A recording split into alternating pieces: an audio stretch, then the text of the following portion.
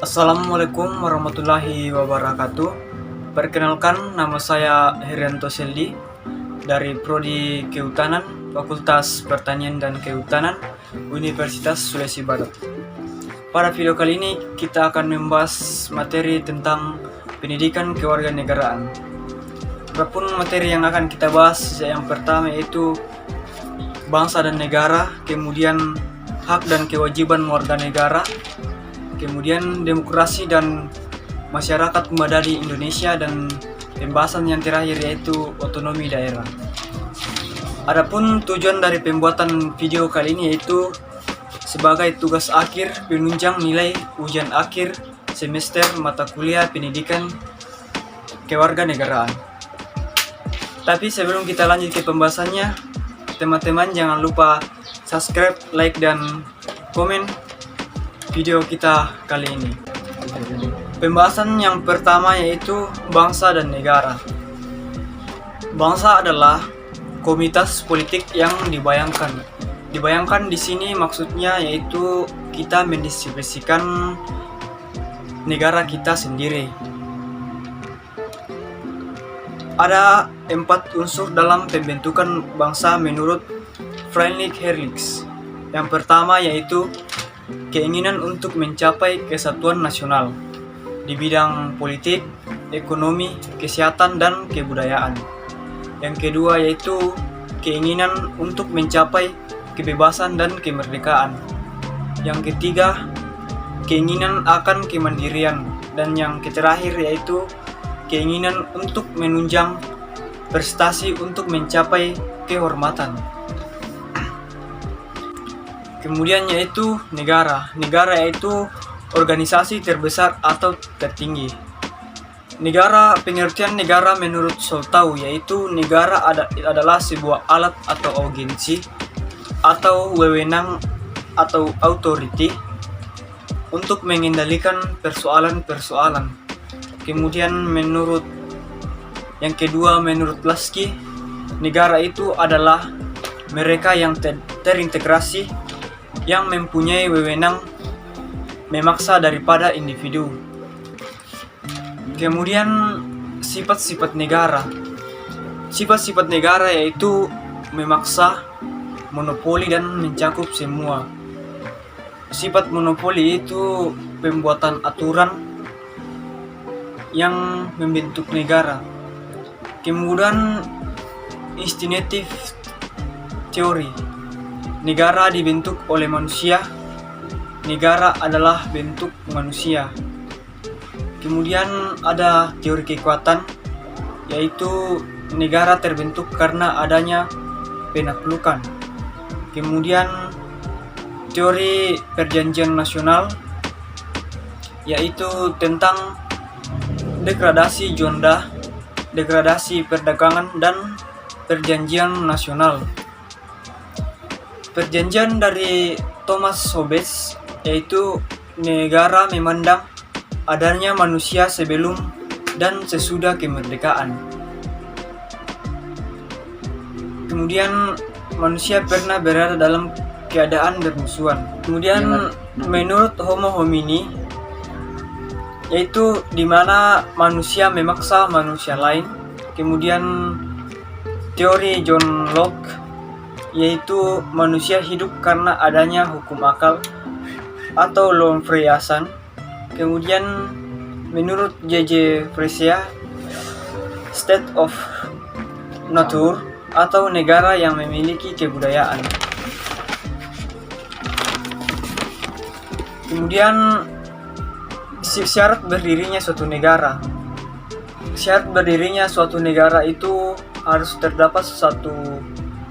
Yang pertama itu adanya rakyat, kemudian wilayah, kemudian pemerintahan, kemudian kedaulatan, dan kemudian fungsi dan tujuan berdirinya negara, dan yang terakhir yaitu pengakuan dari negara lain. Kedaulatan yang di sini yaitu kekuasaan yang diberikan untuk membuat undang-undang atau peraturan. Kemudian sifat-sifat kedaulatan menurut Absolut yaitu tidak dapat dibatasi. Kemudian sifat-sifat kedaulatan yaitu absolute needs, yaitu tidak dapat dibatasi. Kemudian universality, yaitu yang berlaku secara umum. Kemudian permanency, yaitu berkesinambungan atau aturan yang. Kemudian invisibility, yaitu kedaulatan yang hanya satu, kedaulatan untuk membuat undang-undang. Kemudian fungsi dan tujuan negara. Satu yaitu esensial, yaitu kedaulatan itu berfungsi untuk menjaga kestabilan. Kemudian fakultatif, yaitu meningkatkan kestabilan negara. Kemudian de facto atau biasa kita sebut bisa tetap, bisa atau tidak tetap, berhubung dengan perekonomiannya. Kemudian de jure atau pengakuan bersifat tetap. Kemudian kita akan masuk ke pembahasan yang kedua, yaitu hak dan kewajiban warga negara. Warga negara yaitu individu yang berada di sebuah komunitas negara, lembaga atau instansi. Menurut Hikam, warga negara adalah individu kontinensif yang berasal dari komunitas yang bertujuan untuk membentuk negara. Kemudian warga negara Indonesia menurut Undang-Undang Pasal 26 Ayat 1 Undang-Undang Dasar 1945 adalah orang-orang bangsa Indonesia asli dan orang-orang bangsa lain yang disahkan dengan undang-undang sebagai warga negara. Kemudian yang warga negaranya yang sesuai dengan kewarganegaranya. Kemudian pemberian kewarganegaraan terdiri dari dua, yaitu ius soli atau pemberian kewarganegaraan berdasarkan tempat kelahiran. Kemudian ius sanguini atau pemberian kewarganegaraan berdasarkan keturunan. Kemudian ada apatride atau tidak mempunyai kewarganegaraan, dan bipatride atau naturalisasi kewarganegaraan. Kemudian pokok pembahasannya selanjutnya yaitu hak dan kewajiban warga negara Indonesia. Hak dan kewajiban warga negara Indonesia itu terdiri dari dua, yaitu yang pertama yaitu law enforcement atau di mana kewajiban itu bisa tercapai. Kemudian devoir of legality atau pembagian kekuasaan lembaga legislatif, eksekutif, dan yudikatif. Kemudian kekuasaan legislatif di sini itu kekuasaan untuk membuat hukum. Kemudian kekuasaan eksekutif yaitu kekuasaan untuk melaksanakan undang-undang. Kemudian kekuasaan yudikatif yaitu kekuasaan yang melanggar perundang-undangan. Kemudian hak adalah sesuatu yang harus dimiliki, di mana sejak lahir kita sudah mempunyai hak. Kemudian itu dharma agama. Dharma agama di sini yaitu pelaksanaan agama. Kemudian dharma negara yaitu pelaksanaan negara. Kemudian selanjutnya kita akan masuk ke pembahasan yang ketiga, yaitu demokrasi dan masyarakat madani Indonesia. Yang pertama itu pengertian demokrasi. Demokrasi itu berasal dari bahasa Yunani, dari kata demos dan kratos atau kratein atau pemerintahan, di mana demos yaitu rakyat, atau demokrasi yaitu rakyat yang memegang peranan penuh. Kemudian parameter demokrasi. Parameter demokrasi adalah ukuran indikator demokrasi yang berada di dua asas demokrasi, yaitu yang pertama itu partisipasi masyarakat, yang kedua yaitu pengakuan hakikat dan martabat masyarakat. Kemudian prinsip demokrasi menurut Abdullah dan Dahl. Menurut Abdullah, prinsip demokrasi yaitu yang pertama bersamaan, yang kedua yaitu kebebasan, yang ketiga yaitu pluralisme.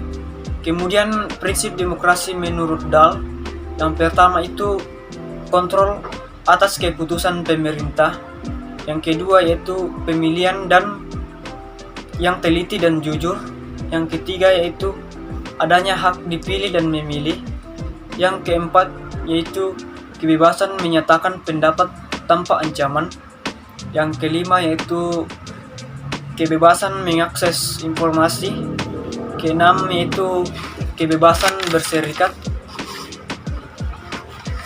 Kemudian ciri-ciri yang menetapkan sistem demokrasi dan sistem politik. Kemudian yang ketiga yaitu skala kabupaten, di mana terbagi menjadi beberapa bagian. Yang pertama yaitu pekerjaan umum, kesehatan, pendidikan, kebudayaan, kelima perhubungan, keenam industri dan perdagangan, ketujuh penanaman modal, kedelapan lingkungan hidup, kesembilan pertahanan, yang kesepuluh koperasi, dan yang terakhir yaitu tenaga kerja. Kemudian perangkat otonomi daerah. Yang pertama itu pemerintahan daerah kepada daerah otonom, yang kedua DPRD atau mitra Pemda kepala daerah mewakili kepentingan suara rakyat di daerah, yang ketiga itu lembaga teknisi daerah atau institusi pembantu pelaksanaan dinas, kemudian dinas daerah itu pemelaksanaan pemerintahan daerah, kemudian wakil kepala daerah, pembantu kepala daerah, kemudian sekretaris daerah yaitu staf yang membantu kepala daerah dalam menyelenggarakan pemerintahan daerah. Kemudian prinsip penyelenggaraan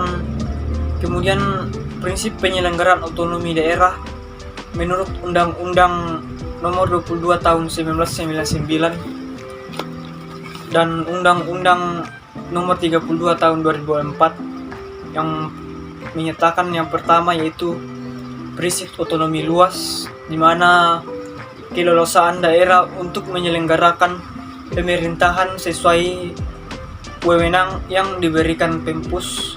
Kemudian yang kedua prinsip otonomi nyata, yaitu kekuasaan daerah untuk menyelenggarakan pemerintahan di bidang tertentu secara nyata, pemerintahan yang tumbuh dan hidup berkembang di daerah. Kemudian yang ketiga itu prinsip otonomi yang bertanggung jawab, perwujudan tujuan pemberian otonomi kepada daerah dalam peningkatan pelayanan dan kesejahteraan masyarakat.